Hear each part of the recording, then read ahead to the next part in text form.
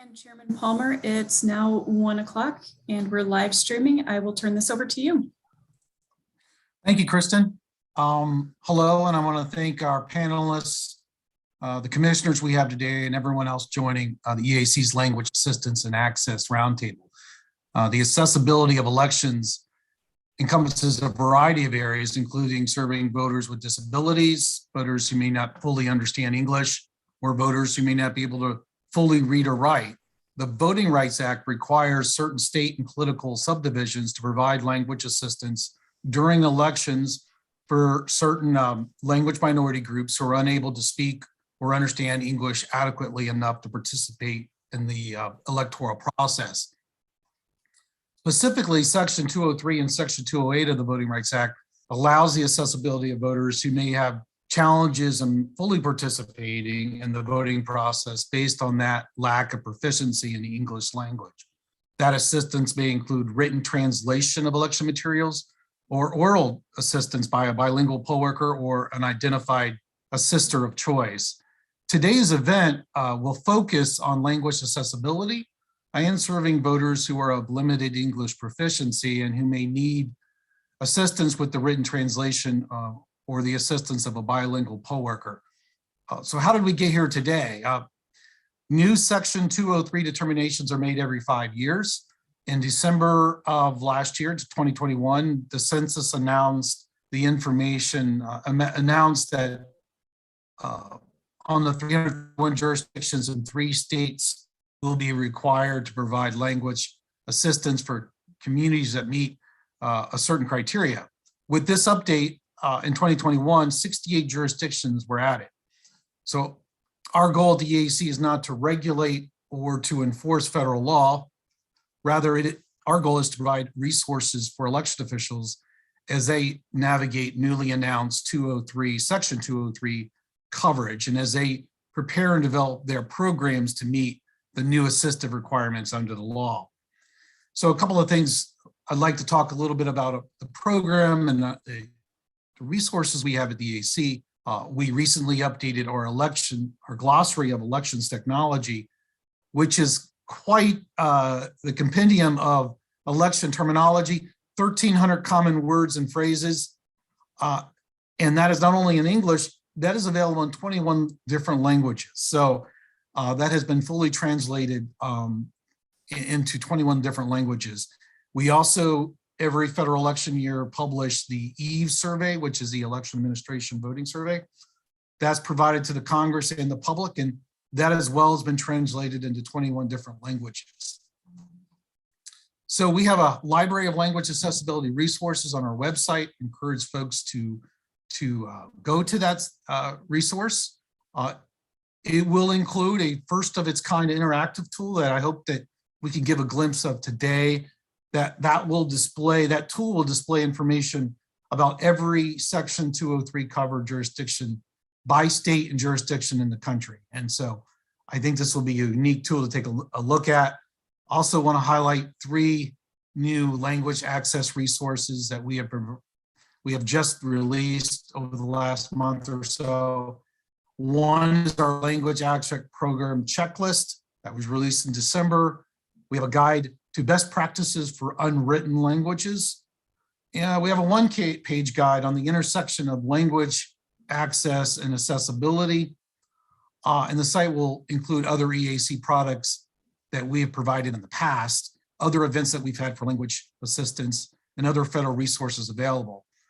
So our hope is that election officials will utilize these resources and our team as we expand this capability. We'll be working to build on these resources and recording today's event. That'll be available on our YouTube channel or eac.gov. So before we dive into our panel discussions, I'd like to share that video, a brief video highlighting some of our new resources that are available on our website, eac.gov. Kristen, I'm going to turn it over to you.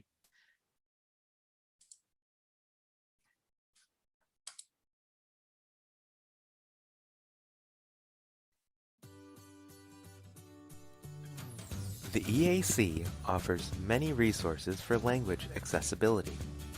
Election officials, community organizations, and voters can find these resources online at eac.gov/language-access-resources.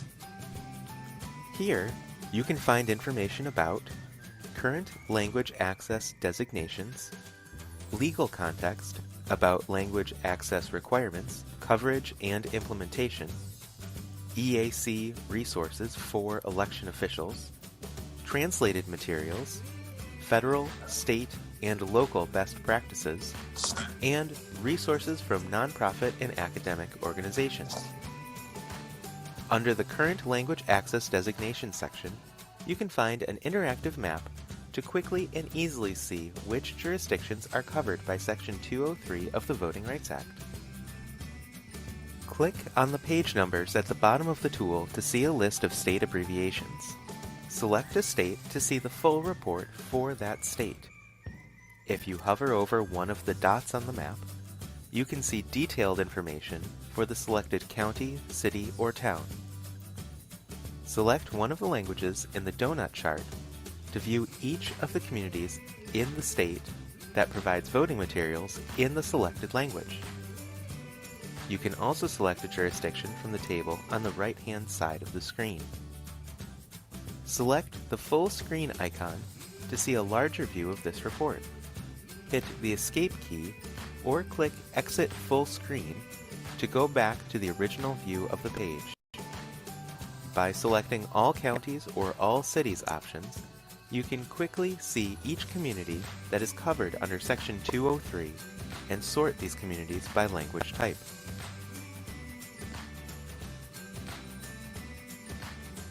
The EAC is proud to support election officials in serving language minority populations within their jurisdictions.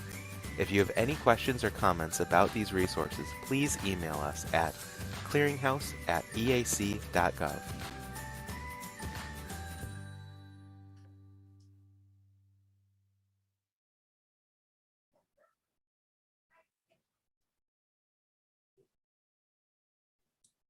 And back to you, Chairman. Thank you, Kristen. With that, I'll kick off today's roundtable discussion with our first panel. Accurate translation of written or oral election materials is an essential part of an effective language assistance program. And if election information is available in the language that voters primarily use, voters may receive important information needed to independently and fully participate in the voting process without any risk of confusion or being unlawfully influenced.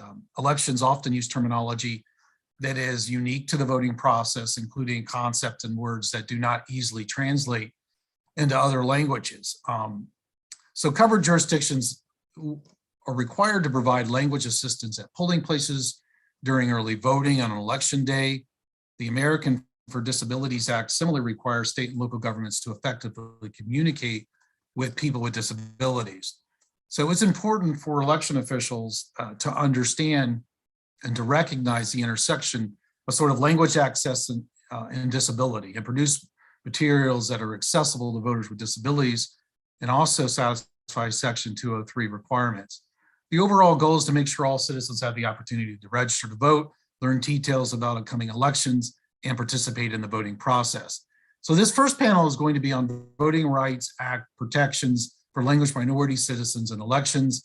We'll discuss the importance of accurate translations for limited English proficiency voters and best practices when implementing new language assistance programs, including serving voters with disabilities and those unable to read and write.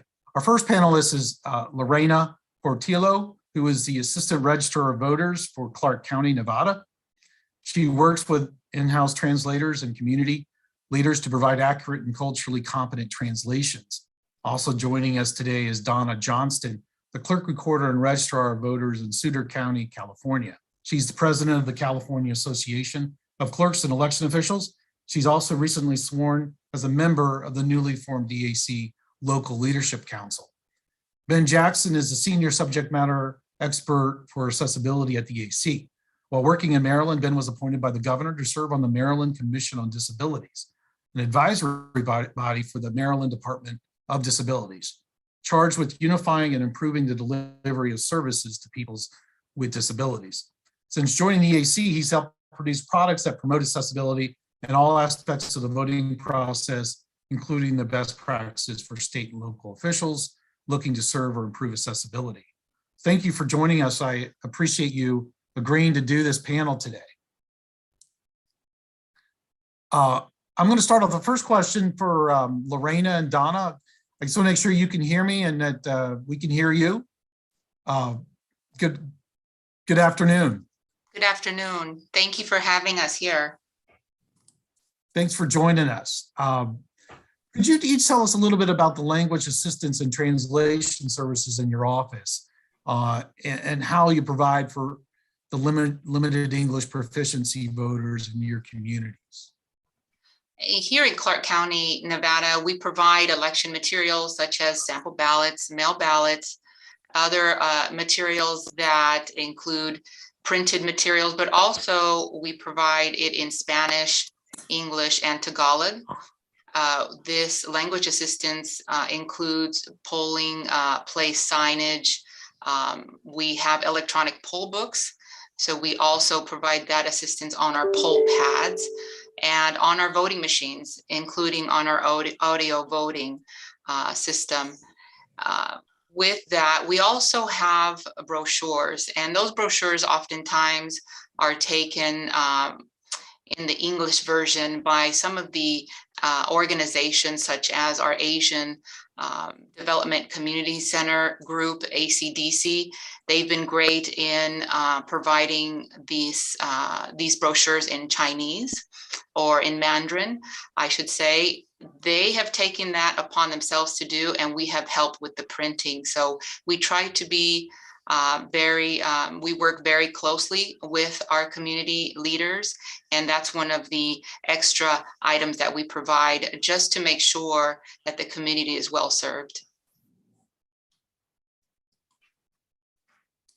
Donna, did you want to add to that?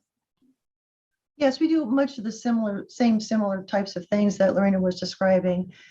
We also do a lot of outreach. We have Punjabi, and in the Punjabi language, we have Spanish, Punjabi, and Tagalog. So in the Punjabi language, there's a lot of people that cannot read it, so read the language necessarily. So we offer a lot of services through audio.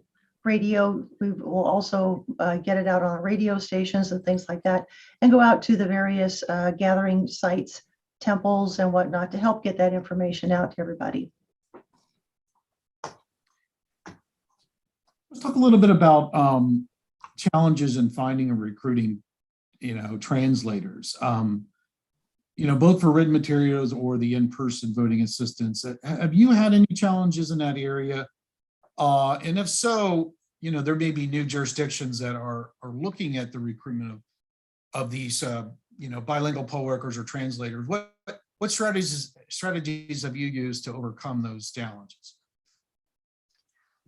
Well, currently we have to have at least 2 Spanish speakers, 2 Tagalog speakers in-house in order to assist us with translating and answering our hotline. So we have a Spanish hotline and a Tagalog hotline. As many of us know, that translation is a little bit more of a higher level proficiency than just being able to speak the language. So we have to have that coverage in-house year-round. We also utilize a translation company for our larger translation efforts.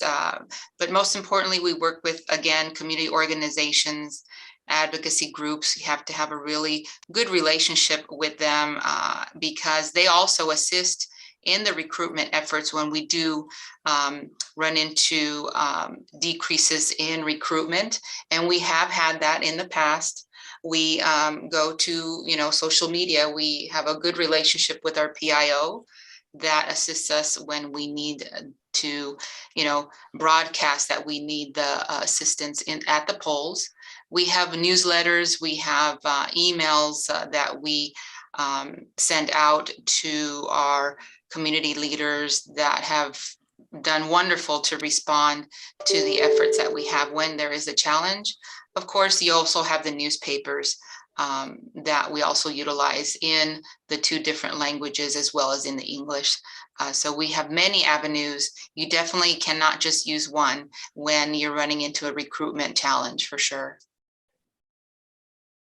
Lorena, does your local government, are they a resource for you? I know in some jurisdictions, when they get involved, they could also help recruit bilingual poll workers. Have you found them a resource to use?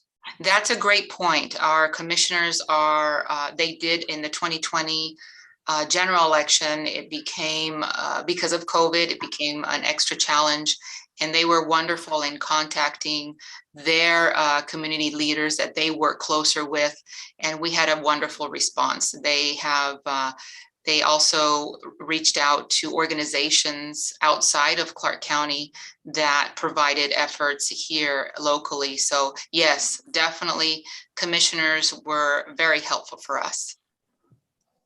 Donna, how about you? What sort of challenges did you find or have you overcome?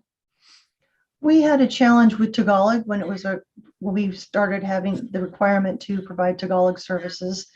We were able to go out to service clubs in local high schools to get some of the kids that are in these language service clubs to help translate for us. We didn't have that many people in our county that are bilingual that we could use for poll workers or for support services. So we had to try to something a little out of the ordinary. We do a lot of what Lorena was describing, going out to the local radio stations, media outlets, social media, all of those outlets to try to get folks in to help us. And then also have gone to local churches, synagogues, temples, whatever it may be, to try to get some folks that are interested in helping to translate for us. Well, that's great.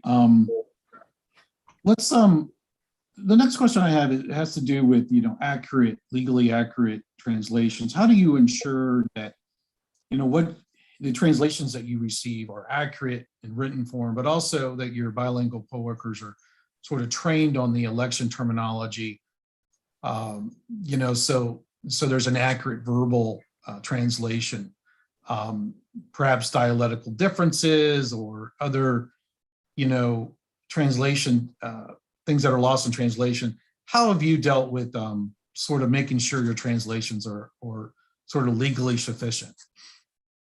So for Clark County, we need to have dedicated staff, both in Spanish and Tagalog, that have the higher grammar proficiency. We do provide a test when we're hiring these folks in-house. We also provide a test for our poll workers that gives a little bit of an idea for the person that's testing, which is usually one of our trainers, what terminologies they have. For example, election terminology could be very different in different dialects. So we ensure the individual understands the specific terminology we need to be using at the polls and while translating the election materials. Those 2 things are very important before hiring. Now, we also, we do not use computer generated translations. That is something that we deter, not to say we don't use it as a resource, but our staff fully reviews and approves the translation before considering it accurate. We also have our staff members use the resources such as glossaries and the previous translations that have been used to keep our translations consistent. Our staff members also are AATA certified, American Translators Association certified, to ensure their translation methods are continuously enhanced, because as we know, verbal translation is not the same as written translation. We definitely have to maintain accuracy, and the context has to be clear for each language, and also keep the translation clean as far as how it is said in the English version of our material. So it's it's important that it keeps consistent. Donna? We're very similar. We're very fortunate to have staff that can both read and write Spanish and Punjabi. We're a smaller county, so we start off with using our print vendor for translation services for written materials.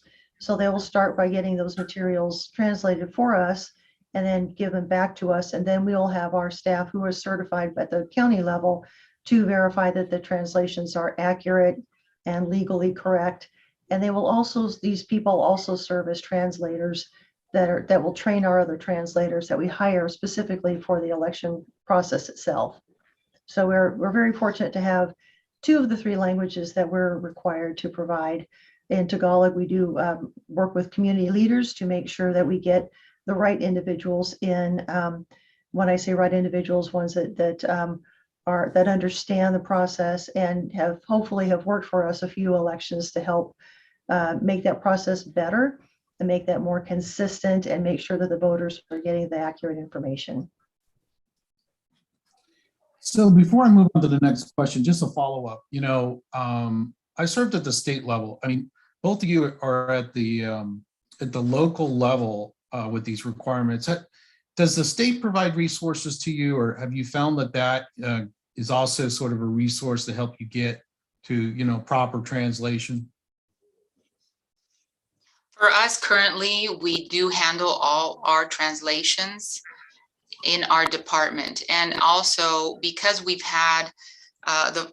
been very fortunate as well to have the resources we need to have proper staffing. We actually help the state with any translations they have. And we also help our city clerks with any translations they need during city elections. So we definitely are a source for Nevada because we have the majority of the population in our county, and we have the highest number of Spanish speakers and Tagalog speakers. We are a resource for the entire state, actually. As far as funding, we have not requested any funding at this point. We do foresee in the future the possible Mandarin language being added to our requirement. Therefore, what we do, we kind of start the process with talking with our budget analyst. Hey, we might have this possible language being added to our requirements. We're looking for this amount to be added to our budget. We did this in this past census. So we kind of try to work with our budget analysts ahead of time. So we hope to not run into a budget constraint. So that's important. You have to keep your budget analyst, in your world as well. Anything else, Donna? Do you have any input on that question? Yes, in Sutter, for California, we do not have resources from the Secretary of State's office, unfortunately, just yet for Punjabi. The recognized language was Hindi for Asian other due to how census drew the question, how the questions were drawn at census and the information received. So they do provide Hindi, but they do not provide Punjabi as of yet. So we do have to rely on our own translators in-house to do everything for the Punjabi language.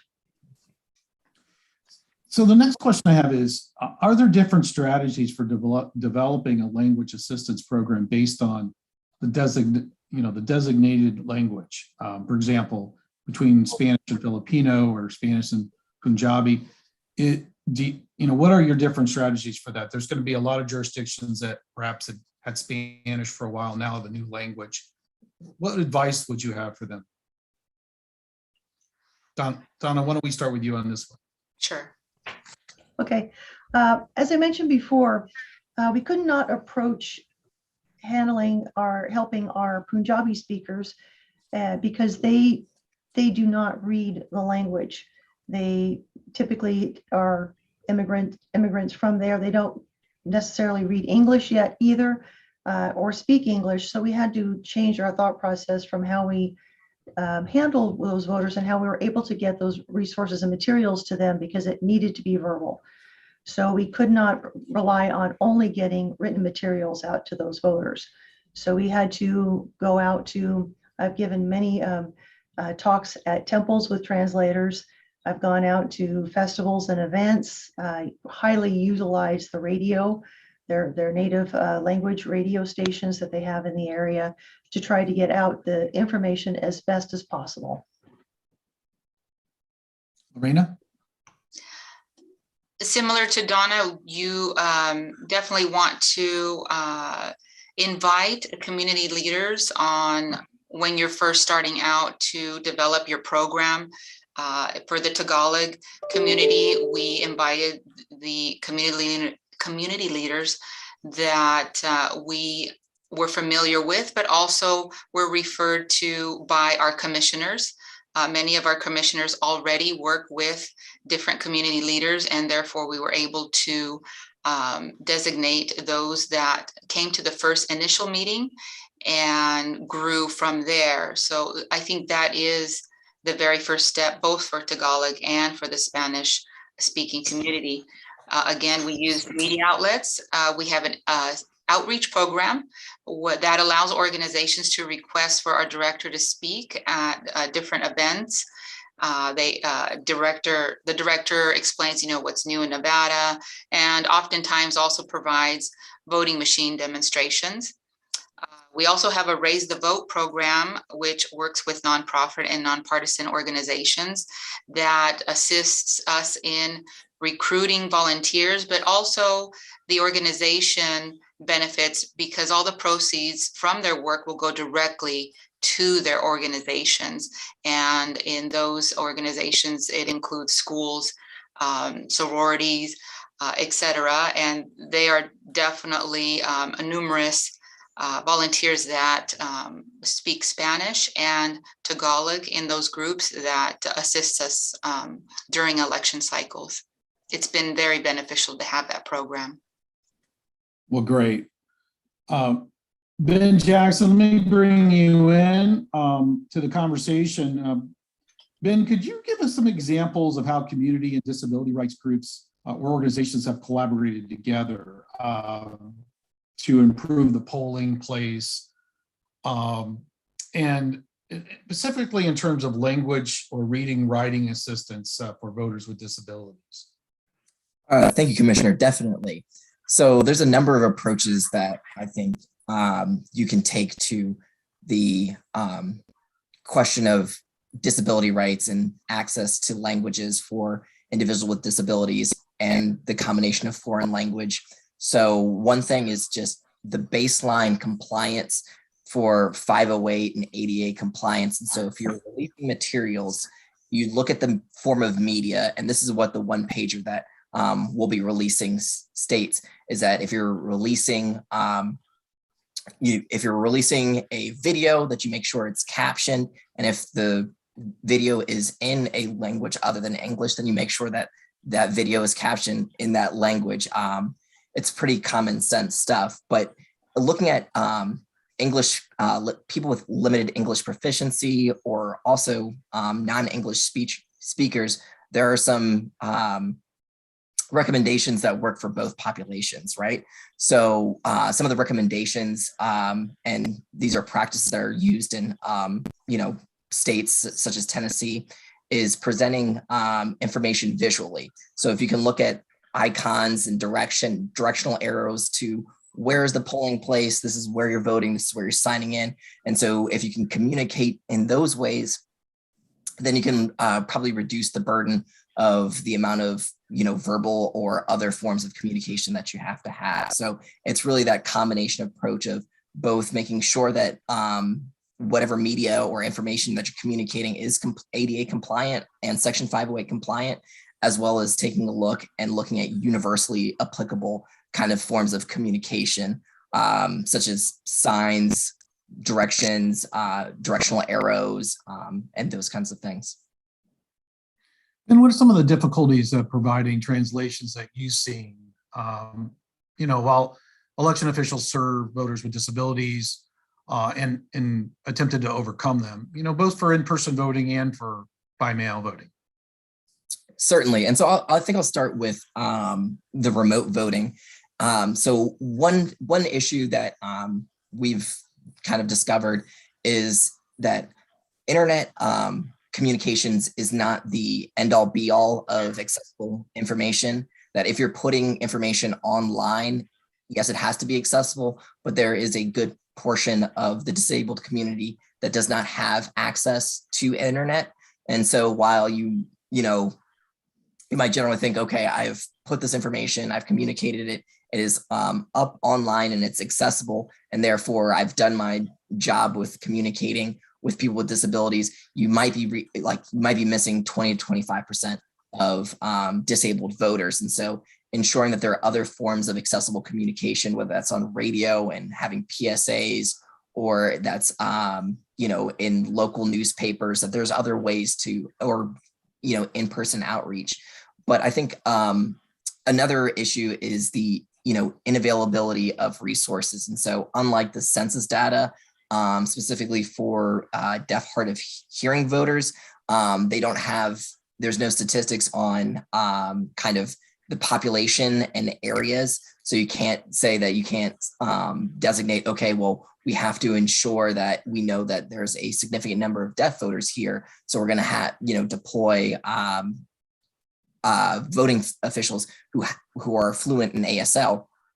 And so it's making sure that all of the accessible materials that you have are, deployed everywhere. So making sure that that's the only thing that I will ever say is the blanket statement for accessibility, is making sure that you have all of the accessible options in one place. And so there have been a number of states that have done interactive tablets that will allow you to virtually communicate, and having ASL as an option as well as other foreign languages is a way to kind of bridge that divide. That would be kind of cool. I hope that we're able to share that as the EAC to sort of, and I think I've seen some local administrators highlight this tool. It'd be good for the EAC to be able to highlight that as a best practice, so everybody gets a sense of what that, how that can help voters. So thank you, Ben, on that. We're running out of time for my panel. I'm gonna wrap up with a question for everyone on this panel. What advice do you have for election officials who are adding a new Section 203 language for the first time? It's a very general question, but hope everybody can launch into that, answer that question, because I think that's the key of what we're trying to do, is help those new counties come on board. Yes, Commissioner, I'm a part of this panel or the next panel? I want to make sure I'm right. Well, you're always you're part of the next panel. We'll let you weigh in on that question though, because that is the biggest question of the day. But that's we're still wrapping this one up. Thanks. Donna, why don't we start with you? Okay, I would say that the biggest thing to do is to go out to the community, find out what their needs are, talk to them first, because we don't want to make decisions in a vacuum or start anything in a vacuum. We want to get information first. So that's the biggest key, is to go out to your community and engage with them first. Hey, Lorena? Yes, I agree with Donna. That is a very important key piece, because the language needs to be precise. There's, for example, Tagalog, if you don't get it right, it's incorrect, and we're not serving, our voters accordingly. So it's definitely number one, and ensuring you have the resources you need to provide the services that is needed for all voters, including the Spanish speakers, Tagalog speakers. They should have the equal service as every other voter. So just like the website should have, I agree with the gentleman, Mr. Ben. He mentioned something, it should be across the board. And having the appropriate resources definitely ensures that you'll have that, the staffing, the materials, the extra costs on paper, etc. As a election official, it's important we have that ahead of time in hopes to be able to bring it to the budget analysts in order to find the funding. If not, speak to the commissioners, speak to the Secretary of State. There's always ways to receive the funding. And I'll let you wrap up this panel. What advice do you have? And I just have to echo what the previous panelists have said. And I think the biggest or the most successful way of, reaching these populations is definitely going into the community, but it's also, you have to make sure you're bringing all the stakeholders in together. And so even though you might have, different language, you might have Haitian Creole and Spanish and French, or, whatever other languages there are, you bring all of those stakeholders in, they identify the radio stations that community listens to, where their, community resources are being deployed. And then you can also bring in the disability community there to ensure that when they're deploying these resources and making sure that those languages are translated into those languages that the translations are also accessible. So bringing all the stakeholders together and then bringing them together with state and local officials, I think that's really the recipe for success. Thank you, Ben. I'm going to thank all the panelists. I think this was a great information for counties that are just now thinking about how they're going to design their program to provide services to the community. With that, I'm going to turn it over to Vice Chair Hicks for the next panel discussion. Thank you, Chairman. And thank you to all the participants joining us here today. Effective language assistance is rooted in understanding the needs of voters and developing plans tailored to election officials' unique communities. Anticipating language group needs and proactively developing plans for assisting benefits both election officials and voters. Ensuring meaningful language access means providing accurate and effective language services.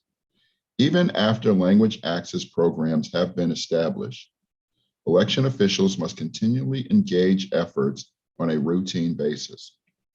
Continual engagement helps with bilingual recruitment efforts and helps to make the language assistance program more sustainable. As election officials well know, resources can often be limited by jurisdiction and even department. Election officials wear many hats, and sometimes that includes the role of communications or outreach director.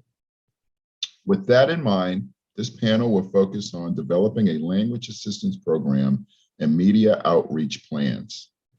Our panelists represent different types of jurisdictions and will discuss how their offices have implemented effective language assistance plans to better serve voters in their communities. It's my pleasure to introduce today's panelists. Jane Lau has worked at the Chicago Board of Elections for 15 years. She is currently the Director of Chinese Outreach Program serving the Chinese American community in Chicago. Also joining us today is Larry Johnson for DeKalb County, Georgia Board of Commissioners. Commissioner Johnson launched a voluntary compliance program in October 2020, serving Korean and Spanish voters. And I'll just jump right into the questions right now. When thinking about developing a language access program and outreach strategies, what should election officials consider, whether they have a new Section 205 language added in their jurisdictions or reassuring their current efforts? Well, I'll start, and thank you to the panel and to our commissioner for allowing me to be part. Again, I'm Larry Johnson, County Commissioner in DeKalb County, Georgia. It was an exciting opportunity, and we knew, and what the beauty of what we did was because we had the census going on at the same time as the election. So it was all about collaboration and partnership. So you have to listen to the voice of the folks on the ground, the community. So I was able to work with those advocacy groups of different languages already and they were able to help me find translators. I didn't know you had to have certified translators. They just really educated me on what needed to happen to really make things happen. And we shouldn't let LEP for short, limited English proficiency, should not hinder us. This should be a commonplace program for us to consider in outreach in what we do. Ms. Lau? Good afternoon, Commissioner and Vice Chair and everybody at the panel. And thank you for having me at the roundtable meeting. And so I would say, first of all, you have to identify the language voters region, where the pockets of those voters in your jurisdiction, if you're a new section 203 language will be added to your jurisdiction. And also you have to identify the voting age population and where they are, whether they are seniors here or what their age population. And also you have to identify where the language precincts are. This is very important because you have to recruit the bilingual poll workers. And so once you identify those language precincts, and then you are going to assign the appropriate dialect speaking bilingual poll workers at those precincts. And also planning is very important, I would say. And so we have to provide the instructional and informational translated materials to the voters, including signs and forms and posters and legal notices, ballots, and all these. And that's what we have been doing at our agency. And also you have to think of working with the media, the radio, TV, and also the newspaper. I would say when you're working with them, not just working with the ethnic media, but you have to work with the mainstream. And also you have to think about the new technology nowadays, because once you have added a new language, you have to make sure that your computer is compatible to provide the key for the keyboards, whether the characters or the keyboards is compatible to those languages, and also whether your printers can print, once, especially for language documents, once it's been transferred from one computer to another computer, and then something might mess up, even for a PDF, it might mess up. So you have to be very, very careful about your technology, whether the printer is printing okay, and some even select our agency. So when we are printing the ballots, we have people stationed at the printer to make sure that all the characters for the language ballots will come out correctly. And also we have to think about the website, whether our website is navigable in different languages. And so our website is very comprehensive and is navigable in different languages. And also, I think this is very important that you have to know your resources, because this is new added language. And so whenever you want to get help from on certain aspect, whether it's translation, whether it's the recruiting judges, or whether it's like a lot of different things that will be happening during the election, and then you have to know where to find the help, whether the community or the individuals, or whether the organizations. So, I mean, I would say the planning, and also, I mean, you have to know your resources. And also, once the Section 203 language is added to the jurisdiction, and then we have to go out in person. You have to introduce yourself. You are from the election agency. Why you're here? Because the Section 203 is added to this jurisdiction. So we have to implement this language on our elections. So this is very important that we work with the community organizations, community leaders, and establish the stable and trust relationship with them. Great. What are some examples of outreach efforts that have worked well in your experiences? Well, I will start and say it was all about, I'm an elected official, so our business is 100% people, relationships.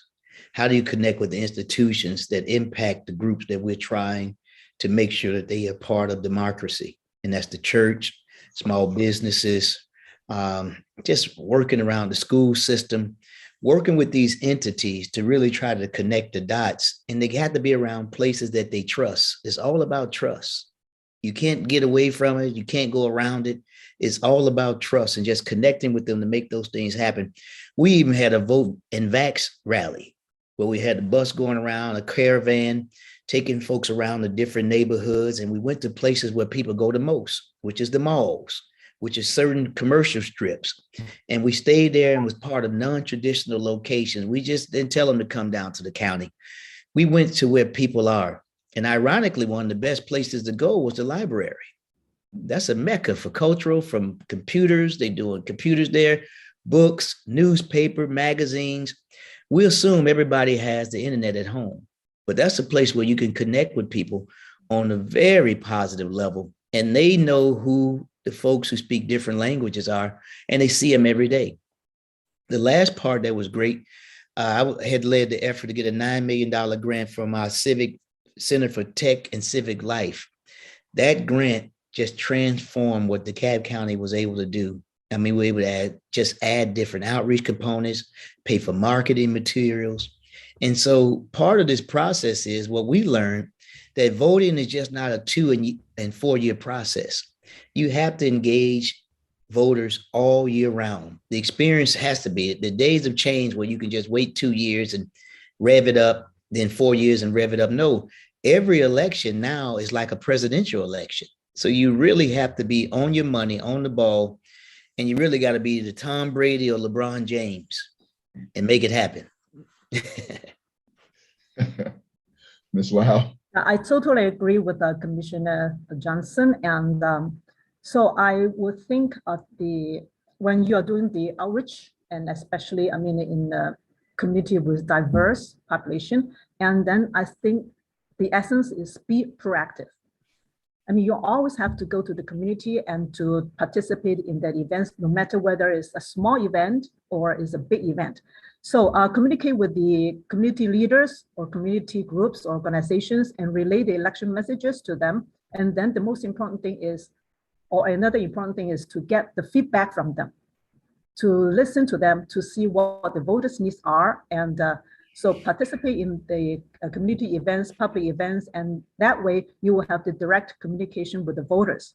Say like we go out to the events for voter registration, we go out for voter education, we bring the equipments out, we bring the sample ballots out, and the voter outreach. And also we have the community meetings with the organizations or the leaders, and to distribute the election information. And I can give you some examples. I mean, the small, big events that we are going out. Say like we go to schools, we work with the schools, and we work with the high students, the college students.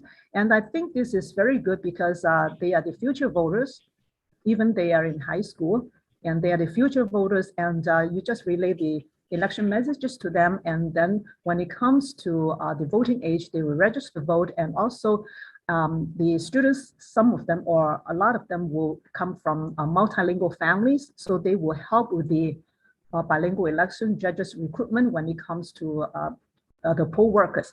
And also we go to the senior apartments to relay the messages to the seniors, and to bring out the equipments, to let them try on the equipment, to just let them feel ease when they have to go out and vote on election day. And also we go to the libraries. I totally agree with Commissioner Larry Johnson, and this is a very good place that you go to, because it's, I mean, a lot of people will come to the libraries, so no matter whether it's the language library or, I mean, the library, I mean, in the city. And we go out to the festivals, the citizenship classes, senior fairs, and health fairs, and Asian American Heritage Month, open houses. They're very good. And also we go to street festivals, and we go to the night markets. And night markets, I mean, usually will be from 9 p.m. to 9 p.m. And you cannot believe that when we were out there, people just came out at 8:30 p.m. or 9 p.m. to register to vote. I mean, you will see the enthusiasm in them. So I mean, we go out and we feel very happy to join the events. And we go out to the churches, the faith-based organizations, and we go out to the banquets, or even the 5K it's a big event, but a lot of people. So we have our booth there, we have a table there, and then people will just come by and see, hey, what's going on here? And then the election messages will be out. And we go to the parades and businesses. I mean, we go out to a lot of, I would say, I mean, to work with the community, and you have to build the trust relationship with them and partner with them, and then just join them. Okay, great. Have you been, both of you have talked a little bit about this, but can you expand? Have you been able to work with other community organizations to make your language access program more successful? And if so, which yes, can you provide some examples of how collaborating with these organizations have helped you better serve voters in your communities? Oh, yes. I mean, we did the Asian Americans Advancing Justice in Atlanta. I mean, they were terrific. I mean, you're talking about folks who were there to provide guidance, to provide connections. And then we worked with the Latino consulate that was here, Latin American Association. It didn't hit me hard, Mr. Vice Chair, until I heard a lady who only spoke Spanish, because my district is about 99% English speaking. So I don't have a lot of non-speaking English folks, but just to hear her cry and say, we're just so happy you were able to print the ballot in Spanish. That changes the game, because I'm just used to going and seeing it in English and I get out of there. But that just showed me how profound the impact was. And see, we did it voluntarily. We wasn't mandated by the courts or anything to do it. And I didn't know it was going to be a history-making thing, but it allowed us to connect with people that may have been sitting on the sideline for so long and not exercising their right in this democracy. So that's just one clear-cut example of what we were able to do. And it just have opened up just a panacea. Now we got other counties that are looking at the model that we did, and now they're trying to expand on how they can do it for the next election. Ms. Lau? Yeah, there's a saying, take care of the community and the community will take care of you. And I totally believe that. I mean, this is very important that you fully partner with the community groups all year round. It's not just the election time, election mode, but all year round. And just to let them know that you are there. And, it is challenging, but I think this is rewarding that you partner with the community groups all year round. And so that way, the community will know that you are there. So when you need them to help, and they will help you, say like we promote the voting options, say like we have to spread the word on early voting, vote by mail, or even if we have to find the polling places, they will tell you, hey, this might be the possible polling place that you can use on election day. And so when we have to recruit the bilingual election poll workers, and then they will help you. And I would say to listen to the needs of the community is very important. And so work together with them all year round and to maintain the trust relationship and stable partnership with them. And also attend the community meetings, planning meetings with them. And different community organizations will work with different groups of voters. Say like some organizations will be the senior centers. So you have to know what they are doing with this. I mean, what services they are giving to the seniors. So when you go out and reach to the seniors, and then you know what their needs will be. So say like the seniors will be like, oh, I don't know how to use the machines. I don't know how to do the ballot. So you will bring out the demonstration ballot or sample ballots for them, and then to let them try on the machines. Or if you are going to the Chamber of Commerce, so there are businesses, and then you have to, so you will, twist a little bit of your presentations, to the word on the election, and then they will have a lot of restaurants or bookstores and all the businesses that they will spread the word for you. And also, if you are going to the Education Institute, and then you just spread the word that hey, you are the future voters, and let them encourage them to participate, and and emphasize that we need the bilingual election poll workers on election day, and they will be happy. I mean, the young folks, they are very happy to help the people need help on election day, and those are the future voters. and they are very good. And also, I mean, if the agencies is, they are doing the social services, so you will see, what kind of social services that they're offering to the people in the city, and then you can just tailor and then cope with the needs of the voters there. Okay, great. We only have time for a couple more quick questions, so I'm going to ask this one. How has your office worked with different media outlets to communicate with language minority voters in your communities? For example, have you found that different media strategies are more successful for different types of outlets, such as radio, television, newspaper, or social media? Yeah, I think what we did was to go to those stations that connected with the folks who spoke the language we were trying to reach out to. And what I learned during the census, you can be listening to your radio in one part of the county, and then all of a sudden that commercial comes on in that part of the county. So some sort of geocoding.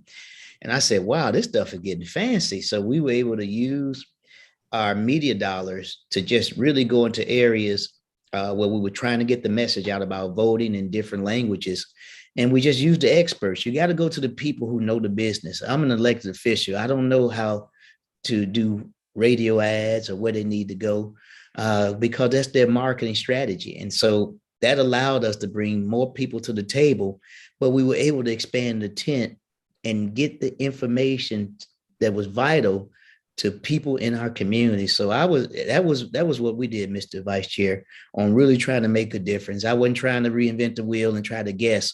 You got to go to the radio stations, you got to go to TV stations, and then you got to do another piece that's not maybe considered media, but you and I, we know that the people who have the information is you got your grandmother and your mother. You're not going to go, you can have the best PhD in the world, but you're going to go to your grandmother, your mother for some advice. So how do we reach out to those folks and get them information? Because they can get the young people to vote, believe it or not, and then it can go vice versa. Then young people can get them to vote. So that's what we used as a media strategy. Yeah, as I mentioned before, when we are doing the media, you have to reach out to the ethnic media and also the mainstream media. And also you have to know the types of audience and also the readers of various media. So like who will listen to the radio more, who will read the newspaper, the magazines, the flyers. So, and also we inform the media of the election messages, and we send the press releases to the newspaper, the legal notices, the specimen ballots, and also we even put the location of the polling places on our newspaper. And I mean, when we hear that, you guys have the this specimen ballot on the newspaper, that's great. So I can just study them when I go to the polling place, and then I just already prepared. And so this is what the feedback we are getting back from the voters in the community. And also we published the location of the polling places. So on election day, they don't have the access to the computer or the radio, and then they can just look up the newspaper. And also if even if the polling places have changed the location, and then we have a sign on election day, even they know that they go there, and then, the newspaper said that is this location, but it's gone. But we have a sign there saying that it's been changed, and then redirect the voters to another location. So we do the interviews with the radio, we have the live talk, and we get the live calls from the audience. So I mean instant. So that's very nice. And also, I mean, on television, and then we do the voting equipment demonstration. We have the PSA for them so they can just publicize it. And I would say to build the relationship with the media is very important, and to inform them when they have questions, just respond them, and invite them to your press conferences in your agency, or you go out to the community for their press conferences and bring the media there and give them the information on election. And don't forget the QR code. Yep. I look like I froze for a second there. So what are some of the ways, this would be my last question for you. What are some of the ways you assess and analyze your language program to improve how your organization serves voters? Well, the best way that you can do it is how many people show up to the polls, bottom line. And so that's the bottom line approach. You got to look at where was the voters before you did this, the language access to where it is now. That's one of the best barometers. And also piece is just the education alone that you might not can measure right away, but being able to connect with these groups, you build relationships that's going to last a lifetime because you now have built trust because you include them in democracy. You're letting them say you have a say. If you voting, you have a say on economic development, trails, parks, schools. Voting opens up all of these opportunities because your vote is power. Every person who vote, you have the power. And so our campaign in DeKalb really was about empowerment as well as education, and we were able to do that through that lens. I would say, Director Lau? I would say listen to the voters and the community is the essence. And meet with the various community leaders, community organization groups constantly to relay the election information messages and to get the feedback from them and talk with the voters at the events. And this is the direct communication with them and to see what their needs are and communicate with the poll workers, especially after election, and they will tell you what has happened on election day or at the polling places and the needs of at the polling places so that we can do much better or we can improve for the next election, and also discuss the needs of the community or the voters and bring them back to your agency and discuss that with the administrative or management personnel at your agency. And so to work with the different language liaisons at your agency to get different ideas on implementing the language access programs in different language groups in the jurisdiction.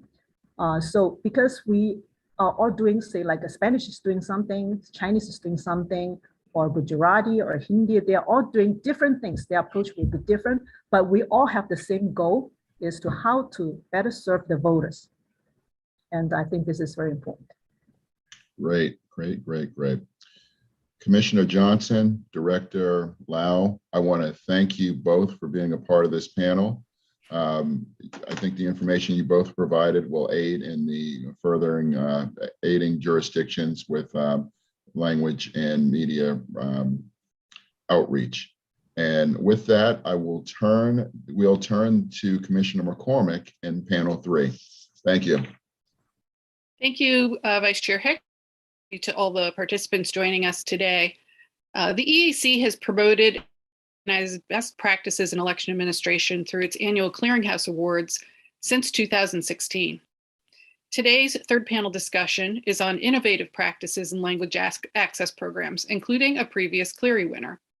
As a reminder for those watching, the deadline for the 2021 Clearys is Friday, February 18th, tomorrow.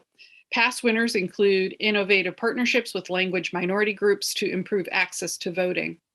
In the 21st century, running elections requires new approaches that involve taking advantage of emerging technologies, as well as making use of traditional methods to reach all segments of our diverse populations. In practice, each jurisdiction has needs and constraints that guide how language assistance programs are designed and implemented.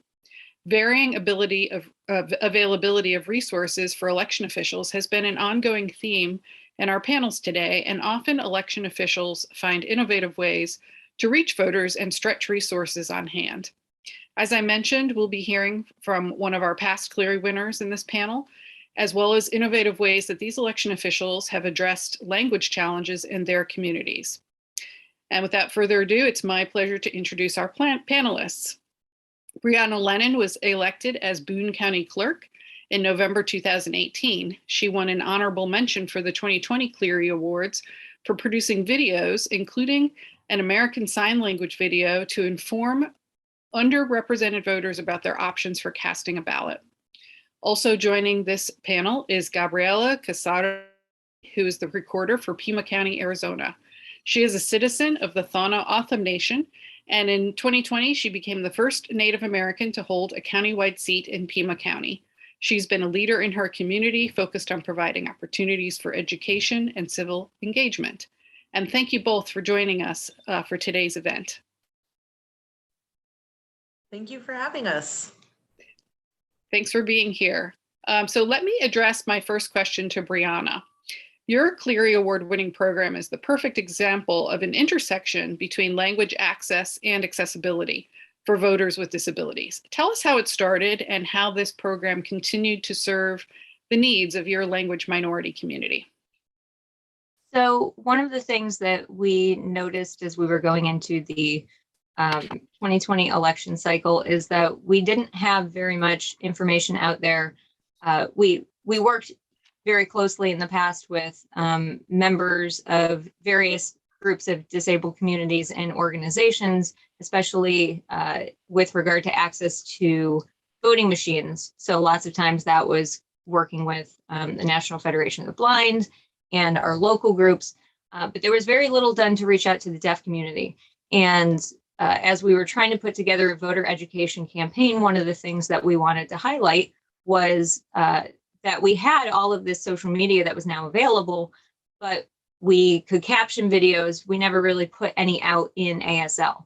So it worked out very well. We have, we're a college community, and when I started looking around for interpreting services, we have a number of them.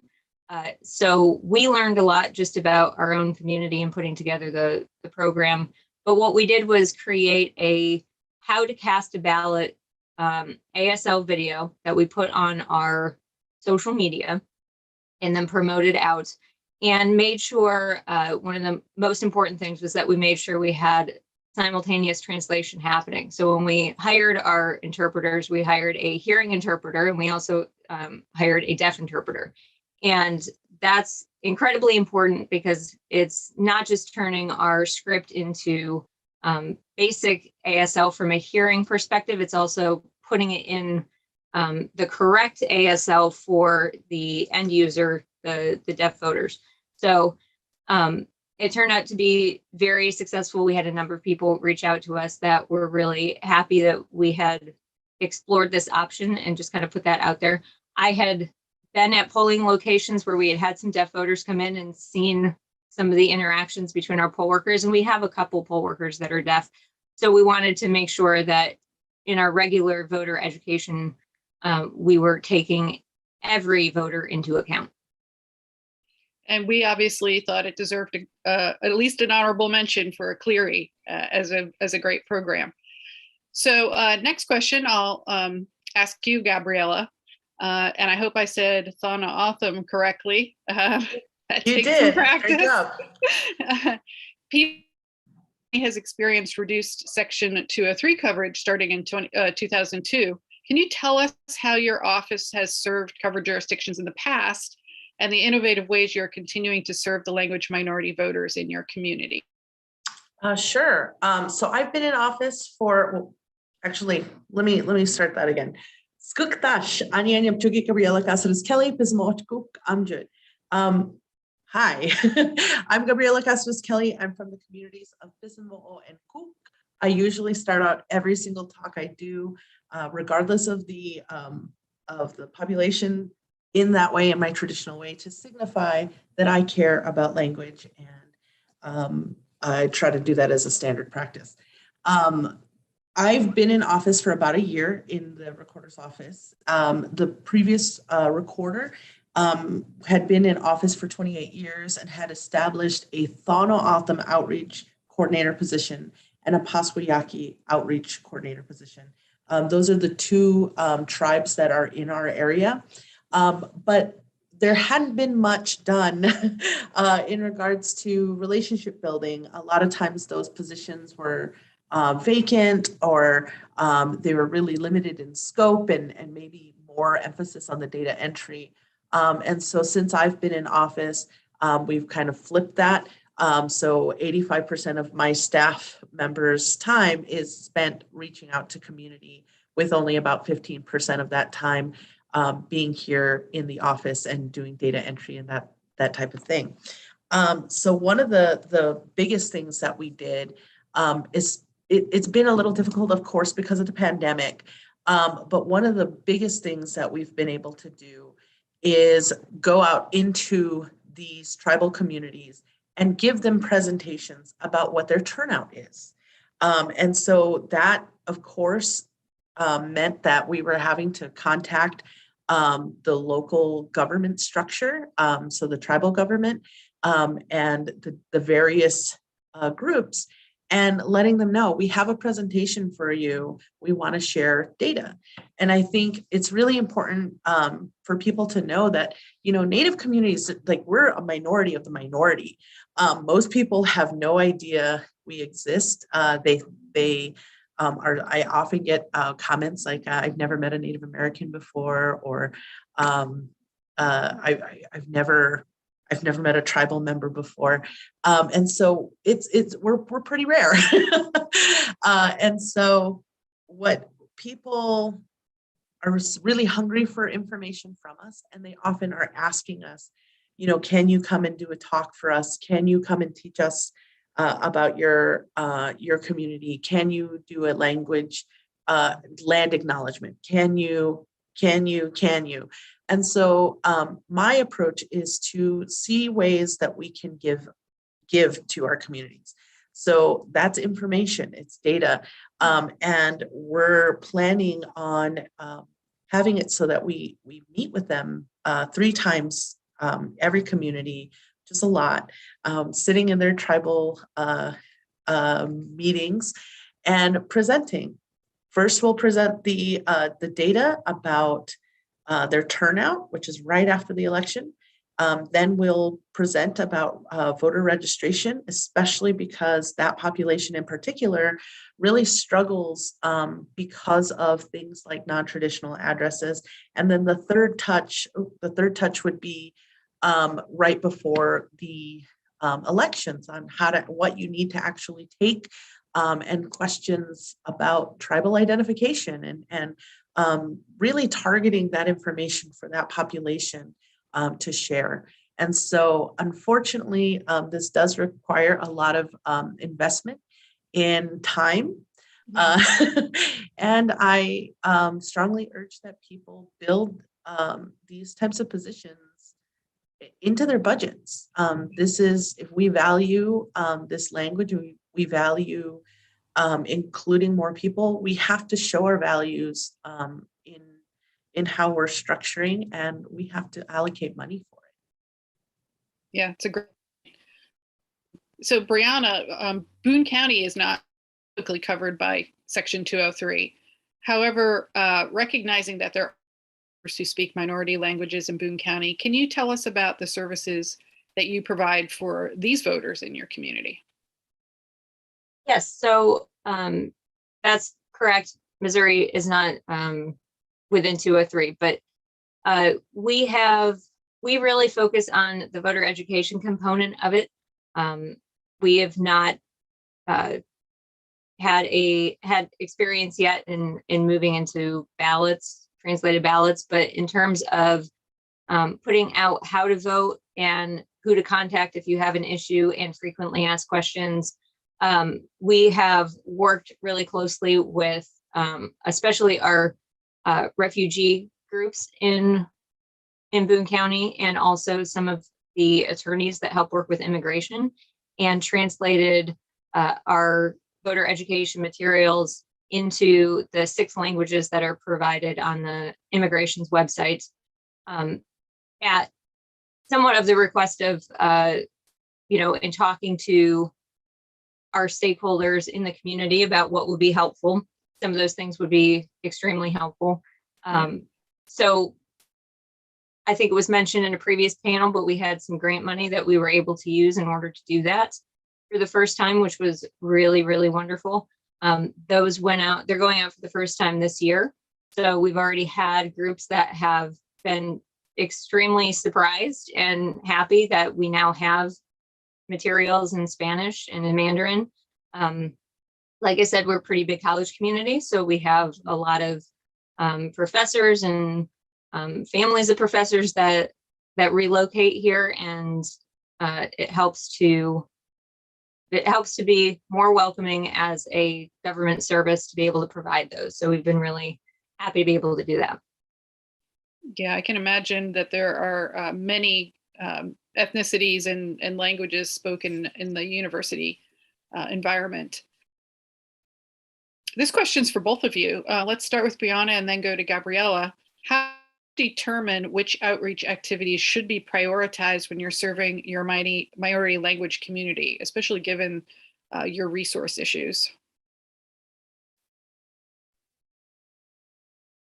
So one of the things that we've been able to do that we started in 2020 that we've incorporated more into the office is having somebody that is focused on community outreach. So we didn't have that before. We do have somebody now that can dedicate time into that. And so relying on that feedback and hear from actual voters to hear what they need and what they are looking for when it comes to voting, whether it's focusing on how to actually use the voting equipment, how to find a polling place, what the requirements are for registering to vote in the first place. We get that from feedback from the groups that we're talking to. That has helped tremendously. And then also just by having a presence on social media and being able to see what people are asking for in that way, and keeping the lines of communication open so that if something is missing that we aren't providing, that we can hear about it and address it. Yeah. Gabriella? Yeah, that's been difficult. One of the things that happened prior to my administration was the closing of a Pasco Yaqui early voting site that got a lot of media attention. It got statewide attention. It was really a terrible thing, actually, for this reservation. And so one of the things that we've been doing has been focusing on that Native American outreach and really to repair a lot of the damage that was done, with that as a priority. And, unfortunately, not unfortunately, it just takes time.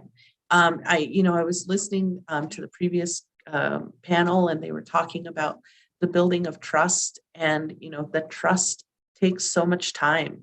And that means that you are meeting with people, and you are going to have maybe a 3-hour meeting or a 4-hour meeting, or you're going to be traveling around the county to spend time with those folks. In the Native American communities, especially, we value time and relationships that is everything within our culture is built on that.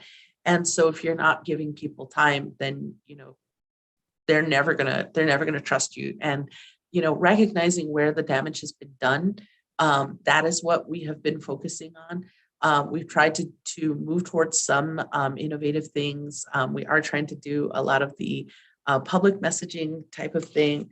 I have a couple of things to share. Like we have cards that we send to our centenarians that are in Nice. 3 languages. We sent it, I know it's backwards, but it says happy birthday, feliz cumpleaños, and skuk masikdash. We're including them in all of that. We've developed a poster that says vota, vote, and iwodort. It's in 3 different languages. Making sure that we're putting out that messaging that we care about their communities. Right.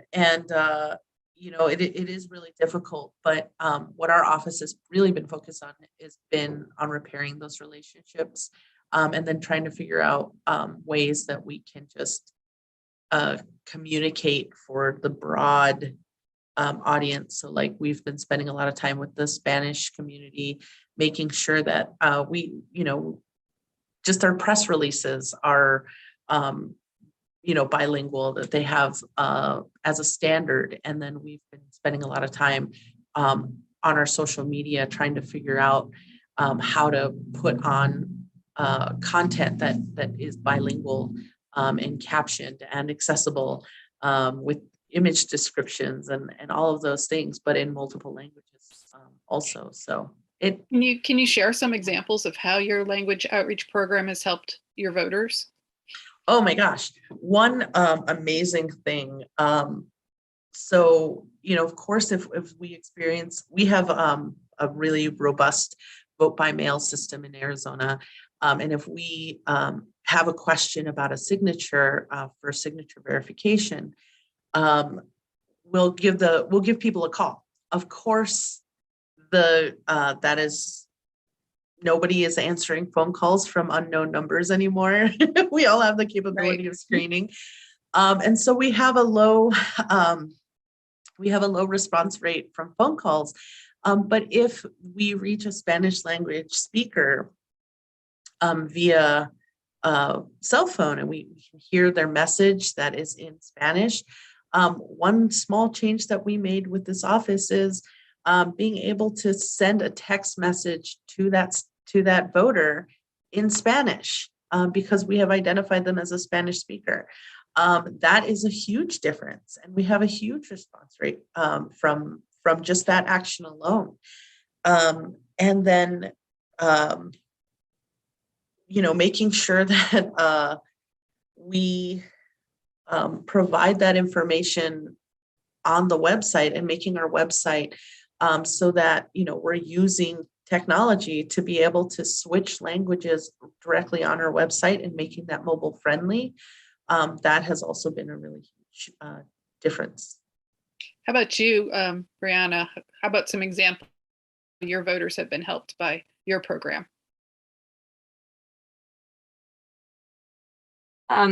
Sorry, I have a lighting issue. I Technology. I think very similar. A lot of it is indirect because so much of it is building trust. And so it's anecdotal evidence of, single voters saying things to our office and, either, like I said, either being surprised that we offer it in the first place or just, being able to hear the message for the first time in their native language so that they can access information that they didn't have access to before. Or we've also had multi-generation families come in. And so, it may be that a grandmother doesn't speak English, but their grandkids do, and they come into the office and they don't have to necessarily serve as a translator if they can read the information themselves. So there's absolutely still more work that we need to do in order to make sure that we're reaching more voters and that it becomes a normalized, just regular part of the office. But just those little anecdotal things help keep it going so that we know that we're at least impacting somebody that didn't have access to voter registration information before. And it's great to get that feedback so that it spurs you on to continue doing these kinds of things. So we've also gotten a lot of feedback, just anecdotal feedback, about the simplicity of our resources and just using that plain language. A lot of times we're really thinking like, oh, things have to be directly translated into another language for people to understand. But if we have it at least understandable in a concise way that a regular person would understand, that also makes a really huge difference. And for the Native community, when we ask the simple question of like, are you registered to vote?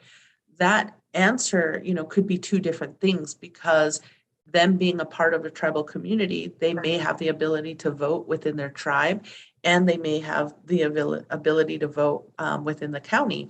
And so even having language that is, many of the people in my community, we have a really high percentage of people who speak English, of course, and a lower, it's much more rare, and our language is almost endangered, of oral speakers and traditional speakers. And so, even if we're just simplifying it, it helps address that population also. And then it's a lot easier to sprinkle things in so that it's much more understandable. Can I add to that real quick? Yeah, sure. That is a perfect point. I think the intersection of making elections information more explainable and understandable before it even gets to the point where it's translated into another language. We try, so when we designed our voter materials for just education, first we ran it by people that were not familiar with elections at all to make sure that even the English version was a little more easy to understand. Then we had, we double translated it. So we had somebody that we knew was that was their first language, would translate it into what they wanted it to. Then we would find somebody else that also spoke that language that didn't have anything to do with elections and have them read through it and say, yeah, that makes sense to me. Right. And it reads correctly. And it's, not just, I think of it a lot like the interpretation of science, scientific articles and things like that. If you're not familiar with the concepts in the first place, then just having it in another language really doesn't help. You need to contextualize it. That's a great point. I mean, we're kind of in this little election bubble. We all understand the lingo, but not everybody does. And we do need to sometimes step back and look at it from that viewpoint. So that's a very good point. I'm going to ask one last question for both of you. What advice do you have for election officials who are serving language minority voters? And we'll start with Gabriella. Oh, I have a couple. Number one, you need to build, if you are seeking the services of folks like a translator, like ASL translator, or somebody to translate a little bit of Thon-O'odham language or native language or something, you need to include that in part of your budget. You need to pay that person. You need for their unique service that they're providing your office. So you need to institutionalize that. The other thing is for that minority community, I think I hear it a lot with Native American communities. They think that it would be really helpful to have all the instructions in Thon-O'odham language. That's not really helpful in my community. For our elders who are oral language speakers, they don't know how to read and write in O'odham. That's something that's more, that's a younger crowd. The more academic crowd would know how to read and write in our language, and wouldn't necessarily need those directions in O'odham language. But when we have little things like, a sticker that has, I voted early in O'odham, that's a source of pride. And it's something that speaks to that community. It's something that helps spread the culture of voting within that community and something very specific to them. And so something like as small as a sticker, that costs 10 cents can be a really big push for people to start asking questions and recognizing that, oh, this office cares about our community and is maybe learning more about our community and can serve us. And so this is somebody that I can go ask questions to, because obviously if they're printing a sticker in our language, they know a little bit about our community. And so I think that's, sometimes it's really, it feels daunting, but I think that if you're starting small, those are the kinds of things that are really important. And then also that relationship building, thinking about the people that you know within your community who can at least guide you on who to contact, but also recognize that that is additional work and we're being asked a lot of those questions all the time. So if you're wanting somebody to help consult, you should pay them for that because what they're trying to bring is very unique expertise that you don't have and can't be learned out of a book. So I would encourage you to look around and see who your resources are, figure out a way to pay people for their time, and think about those smaller steps instead of a whole, we're going to translate and have like a whole bunch of videos or a whole bunch of resources, pamphlets and books, written in a different language. Like, no. See what really actually works for that community in particular. Yeah, sometimes it's the little things. So that make the biggest impression and the biggest splash. Brianna, what is your advice for election officials who have minority language voters that they have to reach? Well, so first I would echo everything that Recorder Caceres Kelly said about paying people for their labor. That was one of the reasons why we were able to do it this time, was because we had grant money and we wanted to make sure that everybody was compensated in order to do all of the translations that we needed to have done. The other thing that I would say, especially in our county is still predominantly white, still predominantly English speaking, but don't discount the fact that you're not under any kind of federal mandate to reach out to any kind of population voter. It's just as important if you're serving voters and you're administering elections in the entirety of your jurisdiction, then just because it's not a language that you have heard before because of your background and your experience in your own community, it doesn't mean that it doesn't help a voter to translate things into a different language, reach out to people, make it a priority in your office that if you're going to be a government service, you're going to be a government service to everybody. That's a great point. Well, thank you both, Brianna and Gabriella, for your insights. The EAC encourages anyone who has implemented programs or formed partnerships to address language access issues to consider submitting a program for a clearinghouse award. We'll still be accepting submissions until tomorrow, February 18th. And this is a great way to share your ideas with election officials who are maybe facing similar challenges, and to be recognized for the great work you're doing in your communities to provide meaningful language access. Before Commissioner Hovland introduces our final panel, Kristen, can you please share some information on the 2021 Cleries?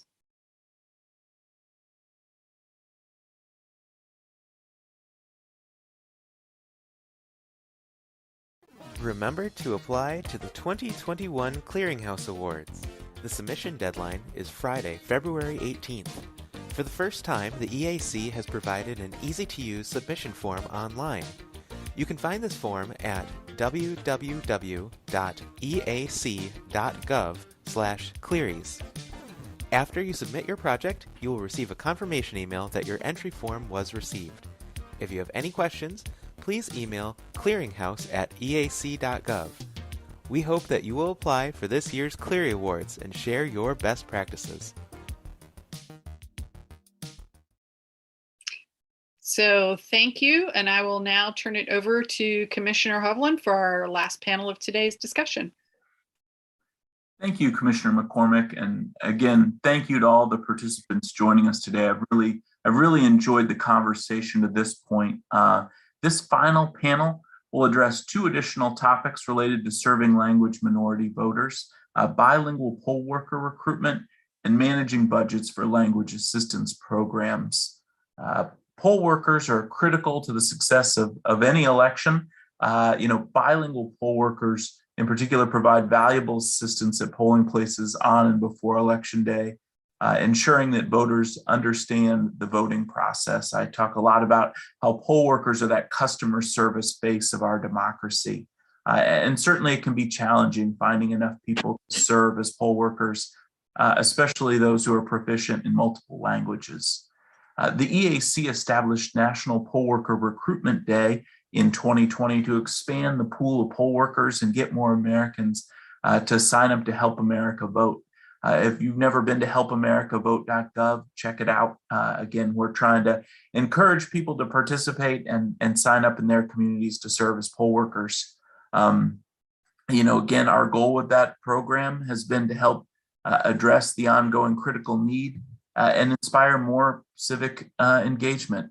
This year, on January 25th, we recognize National Poll Worker Recruitment Day, a great day to sign up to get out and serve in your primary, and then ultimately in the general this November. But we're really hoping that folks will take a look at that and it will help local election officials as they recruit poll workers, including those that are multilingual. In addition to finding sufficient bilingual or multilingual poll workers, another challenge election officials must consider when designing a language access program is the resources available to them and the overall budget of their office. For example, when it comes to designing ballots, election officials must often decide if they're going to provide separate individual translated ballots or a single ballot with all the languages included. They must also determine the most cost-effective ways to reach language minority communities to ensure they're providing meaningful language access for all voters. For example, election officials must determine if their local communities get their news from certain radio or television stations. We've heard about this earlier in the panel today, or if, similarly, if there's a newspaper organization within a community that has a broader reach. Translations, outreach, and recruitment efforts require additional time and resources, as we've heard throughout today's roundtable. And election officials must manage the tension between allocating enough funds to develop meaningful language access programs while also living within their budget. And certainly a big part of that is always planning ahead. So here on this panel, we're going to just jump into it and talk about some of the best ways to do that. We are fortunate to be joined by Patty Hansen, who was first elected Coconino County Recorder in 2012 after serving in election administration in Pennsylvania, Minnesota, and Arizona. Coconino County has a Native American outreach program and develops communications plans in the 4 Native American populations who reside in the county. We're also joined for this portion of the discussion by Mary Jane Arrington, who is a supervisor of elections in Osceola County, Florida, an office she's held since 2008. She was the first woman elected to serve to the Osceola County Board of Commissioners. And Osceola County, for those of you not familiar, is required to provide translations for Spanish-speaking voters under Section 203 of the Voting Rights Act. Thank you again. Thank you both for joining us. So just to jump in, I mentioned poll worker recruitment. What are some of the examples of effective strategies that you've used to help recruit bilingual poll workers? Patty, I introduced you first, so we'll start with you. Okay. Well, thank you very much, Commissioner. And I just want to thank the EAC for allowing me to be part of this impressive group of people that we've had today. I've learned a lot already. So methods for us to recruit poll workers. I guess I need to mention our county is a very rural county. We're the second largest county geographically in the lower 48 states. So we are big in size, but small in population. And about 30% of our county is population is made up of Native Americans. The Navajo Nation is a big chunk of our county. And we are under Section 203 for the Navajo language, Diné language. And also we're just coming under for the Hopi language. So was lucky that I inherited a program that had been in place for over 30 years, a Native American outreach program. But, and we're very proud of our program. So one of the ways that we have found with recruiting poll workers, Native American poll workers that are bilingual, is to do it face-to-face. That's the best way to reach people. Our Native American languages are oral languages, so the people who need the language assistance don't read and write the languages. So that's why I think the face-to-face interaction is really the best way. And we're very lucky that the community, it's not a real transient community. These are people that have lived here for hundreds of years, their families, and they don't move a lot. So the family structure and the interactions between family, they're very close-knit families. So we find if somebody's not going to work as a poll worker anymore, to ask them, do they know somebody like a family member or a community member that would work as a poll worker. We've also found working with the DNA Community College and the high schools that are on the reservation is a good place for us to recruit poll workers. And we've also, the Navajo Nation's made up of chapters, which is like local government entities that we find having good relationships, as it's been mentioned in previous panelists, that building that trust and that getting to know each other in those areas really helps us when we need to reach out to people. And then finally, on election day, we have asked people, we've put up signs saying, are you interested in working as a poll worker, earning some extra money? And we have found that people will sign up for who are interested. And also on our online poll workers sign up page, we asked, do you speak another language? And are you bilingual in what languages? So that's the best way we have found to recruit poll workers. Unfortunately, the Navajo Nation has a lot of, they're economically depressed. There's not a lot of job opportunities, which I think works in our favor in that they do get to earn some extra money. And that November election, that little bit of money they earn helps, buying Christmas gifts or whatever. So we try to get that information out. So I'll turn it over to Mary Jane. Thank you for that. Yeah, Mary Jane, if you've got stuff to add, that'd be great. Yes, I do. Osceola, first of all, Osceola County, 50% of our voters are Hispanic. So we need many bilingual workers. What we have, the number one thing we have is we have a vibrant adoptive precinct program where organizations in the community adopt a polling location and furnish us with workers. And they're responsible for providing the bilingual workers that they will need to work that site. We really have targeted Spanish-speaking churches. We have gotten a lot of our bilingual voters through the adoptive precinct program. The other thing we've learned is advertising in strange places like movie theaters, bus shelters, things that where someone has a minute and they're not, moving right by.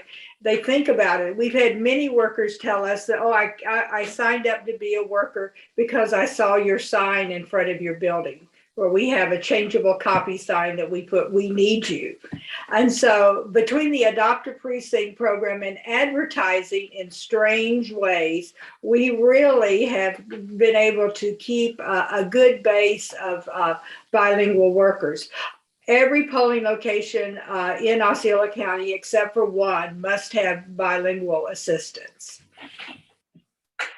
Well, those are some great ideas. And Mary Jane, I'll stick with you on this next one. Can you talk about how you've adapted your training programs for bilingual poll workers? Well, what we found is often our bilingual poll workers speak Spanish, but they're not good at reading and writing it. And we need them to have that skill also. So after every training class we have additional training for our bilingual workers to assess their translation ability. What we also found is election terms are often translated differently. And so we have a glossary that we have established that poll workers, we review that with them and make sure they understand that these are the terms that we need to use when we're talking to voters about elections.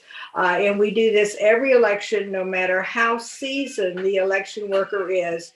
We just want to make sure that our bilingual workers are there and ready to assist voters who need to be assisted. And so we always provide this training and always provide them with the glossary of terms just in case they need that reinforcement. That's great. Patty, I'll turn to you on that one as well. But before I do, I just want to say I forgot to mention earlier, and I should have, that that Coconino County was a 2019 Cleary winner for your Native American outreach. And so certainly remember that and want to just acknowledge the great work that you all have done. And so switching back, just talking about poll worker training, anything else that you would add to Mary Jane's comments about how you approach it in your county? We do similar things that Mary Jane mentioned. At the end of our training, we do have the interpreter training. And because the Navajo language is a very descriptive language, it's not like word for word. It would be like for Republicans, I think the translation is like the horse with the long nose and the big ears. What we have done, all of the counties and states that cover the Navajo Nation, about 20 years ago, created a Navajo language glossary similar to what Mary Jane mentioned, but we wanted it to be consistent across the entire nation, that the same terminology is used. So we provide, we create booklets that with graphics in them that our interpreters then can use. So they're using consistent election terms. And they meet prior to every election to go over how they're going to translate the ballot and to add any new terminology. I know I was here when we got rid of punch card and we went to optical scan, and there was quite the discussion on how do you interpret the word oval. So there's things they have to keep the language alive and consistent throughout. So I think that's basically what we use for the training.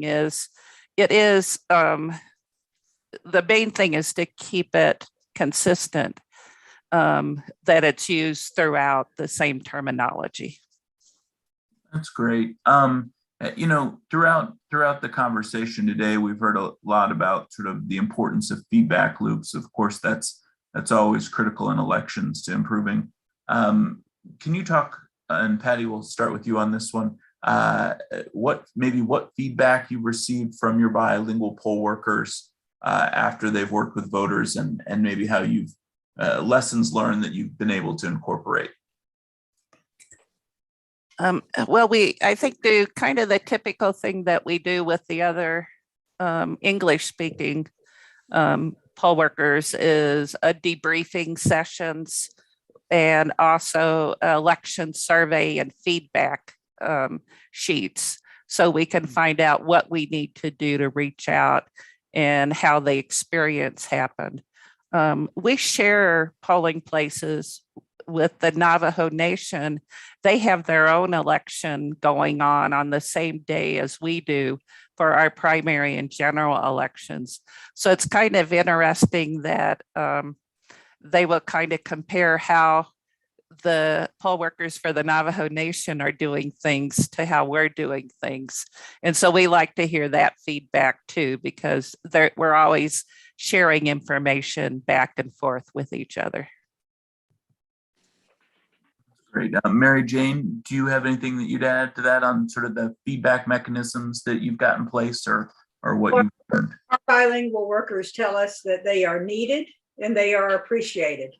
Often we have found that voters, even though they can speak English and read and write it, they are much comfortable voting in their mother tongue. And so our workers tell us that voters appreciate it. They appreciate that we're there with what they need in Spanish, and they feel that they're appreciated. And that's important, as we all know, for election workers.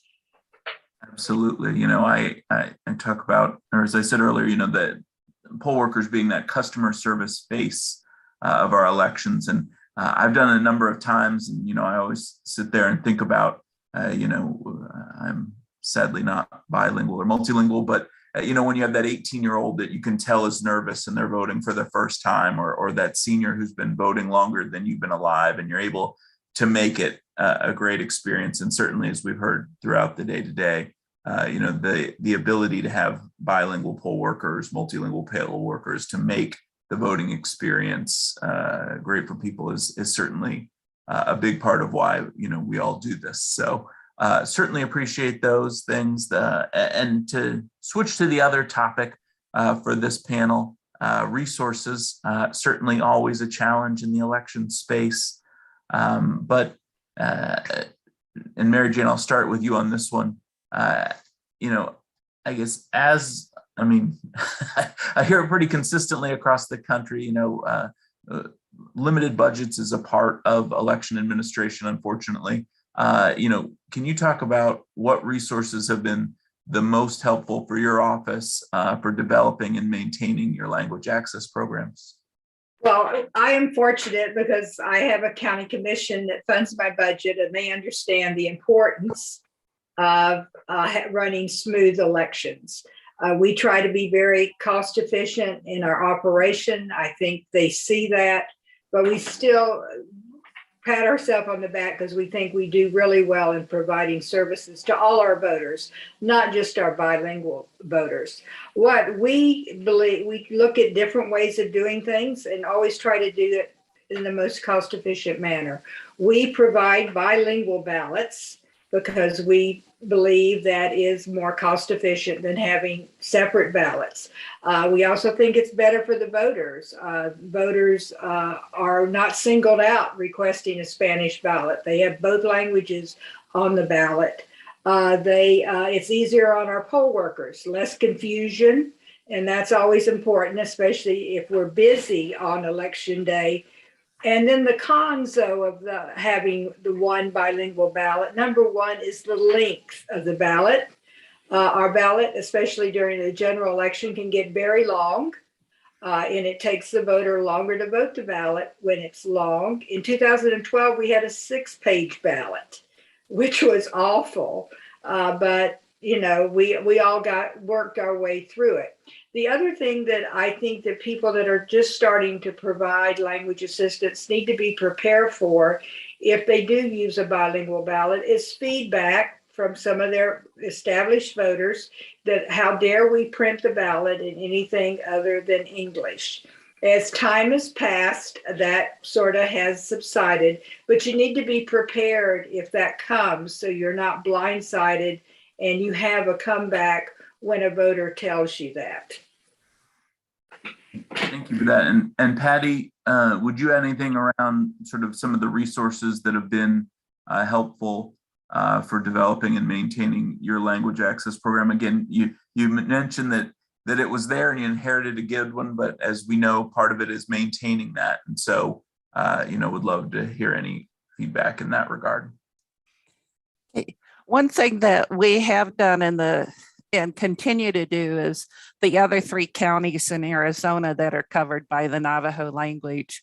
We are regularly meeting our outreach staff with each other, and we have divided up areas where one county would do the radio ads, the translation for the radio ads, and prepare them, because we do our radio ads in-house. We record them and then send the files to the radio stations. We also, like one of the counties, will do the posters that we post with information. And then we also work for finding other ways to share those expenses, especially since a lot of the activities go across county borders. So it makes sense to do that. We're lucky in Arizona in that we have the Arizona Clean Elections Commission, which was created by the voters by initiative in 1998. And one of their missions of the commission is education. And we work closely with them, and they will also help design and print information for us that we need to cover our Native American communities. So that's a resource we can go to. We've also worked closely in Coconino County. We have our diversity councils, and one of them is the Indigenous Peoples Council. And we will work with them because they give us ideas. And so a lot of times we're looking at ways of partnering and sharing, so we're not having to bear the entire expense on our own. Though, like Mary Jane, I'm lucky I have a county board that takes us very, very serious and provides us funds. But as everybody knows in elections, there's just not enough money to do what you really want to do or you think needs to be done. So you have to be creative in how you approach it. Yeah, well, that collaboration approach, certainly makes sense and sounds like a great partnership with your neighboring counties. Along those lines, Mary Jane, do you have any tips for election officials watching this about other ways to reduce costs when you're adding new languages to your election materials? Well, work with community groups to find your targeted population. You piggyback with other businesses, community groups to get notices out, such as notices and power bills, or water bills, or homeowners association letters. Any way to get the message out and not have to pay for postage. We also, again, do everything in Spanish, and so we print it on the same document. It's not as pretty sometimes as we would like it, because we get a lot of information on there, but try to reduce cost by printing things in both languages where you don't have separate documents. I think that also helps. But look in your community for other organizations to help you. A lot of organizations want to help. You just have to connect with each other. And we found that very helpful. Again, churches are another way, especially to minority groups, to help get the message out. Excellent. Well, I know we are running a little close on time here. I want to be respectful of everybody's day. So we'll wrap up with one other one that we've hit a few times, but to just give you all a chance. Patty, if you want to start us out, what advice would you have for your colleagues around the country, for election officials who are either becoming a 203 language for the first time or adding a new language when it comes to designing ballots and other outreach materials? I guess, first of all, it's a positive experience. Don't be scared of it. It is very rewarding when you see people that are, I think it was Commissioner Johnson that mentioned, seeing people be able to vote and understand what they're voting on. So be positive about it. Be patient. You can't expect that you're going to get lots of praise from people, for especially the communities, for doing it from everyone, because it's like for Native American communities, they had to fight so hard to get their right to vote that that's why for me it's so important that we need to understand this is part of our democracy, and everybody's voice needs to be heard. And finally, you're gonna find that it will increase turnout, and it will have more people be able to vote. And keep in mind, we want informed voters. We want people to know what they're voting for and to be informed in how to vote. So it's really a very important part of our jobs, and it's one that I have truly enjoyed and appreciate. So. Absolutely. Mary Jane, I'll give you the final word on that. Any advice you'd have for a new 203 jurisdiction or somebody new to that? Well, as Patty said, I took the words right out of my mouth. Don't be afraid of it. Don't fight it. You can do this. It's overwhelming at first. It's like, oh my gosh, I've got to do this, and where are the resources going to come from? But you can do it. There are always others in other jurisdictions that have gone down this road before you. Ask for help if you need it. There's a lot of it out there. The EAC, your state organizations. Just ask for help. You're going to make a big difference in people's lives. I mean, it's something they're going to appreciate. I mean, it's such an important job. And if you mess up, you'll do better next time. So, no one chops off your fingers. Well, certainly, thank you both so much for sharing your knowledge and expertise with us. Mary Jane, that was a great point that there are folks out there to help. We're certainly happy to at the EAC. Earlier, we saw the video with the new tool on our website to be able to see which jurisdictions are covered. Certainly, election officials have colleagues around the country who have proven time and time again that they're willing to help out across the elections community. So we thank you for being with us, and I'll turn it back over to Chairman Palmer for his closing remarks. Thank you.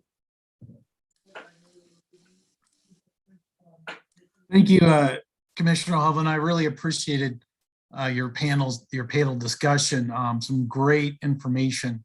We appreciate all the panelists' time, commitment, their expertise, and their contributions to today's discussion. Given the recent data by the Census Bureau, the number of people in jurisdictions that will be providing translated materials in languages other than the English has increased by over a quarter in just the past 5 years. So this reflects the increasingly diverse electorate in the United States and increased responsibility of our election officials. Today, you heard from election officials doing phenomenal work in California, Arizona, Illinois, Georgia, Missouri, and Florida. And so our goal today was to hear from election officials about their work and their recommendations about serving the language minority communities, and believe we've accomplished that today. We're continually developing resources for election officials, and we invite your suggestions on resources that can be of assistance in the future. Hope you visit the EAC website and our updated language access page that we've highlighted today a couple of times. I want to thank our staff so much for organizing this and the materials that have been developed since we developed this program. This is my last hearing as chair. I have something I want to pass to our new incoming chairman, Thomas Hicks. Tom, are you available?